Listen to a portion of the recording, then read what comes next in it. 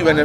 Police खे सॼी ख़बर आहे, हिन SHO खे SP गिरफ़्तार करे हिन SHO खे हटायो, जेका सॼो अमलो वेठो आहे। DSP खे ख़बर आहे, SHO खे ख़बर आहे त कातिल केरु आहे, ऐं हुनखे नथा ॿधनि त पोइ शहरनि सां गॾिजी असां GSN मां जे तरफ़ां इंडस हाईवे ते धरणो हणंदासीं, रोड रस्ता बंदि कंदासीं, मुतालबो कयूं था त कातिल ॿधो।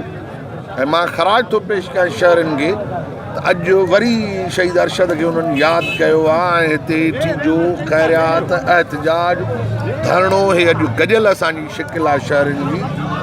ऐं तमामु घणो मूंखे अफ़सोस थियो आहे। मां तव्हांजे मीडिया जे दोस्तनि जे तवसु सां सिंध जे माण्हुनि खे ॿुधाइण थो चाहियां त हिन जी सॼी फैमिली फैसलाबाद लॾे वई।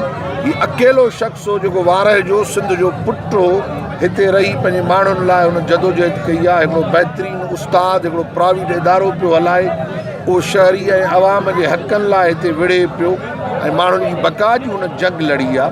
तंहिं करे जेको बका जी जंग लड़े तंहिंखे कातिल ऐं रहज़ न अचनि, सरेआम गोलियूं हणी मारे वञनि।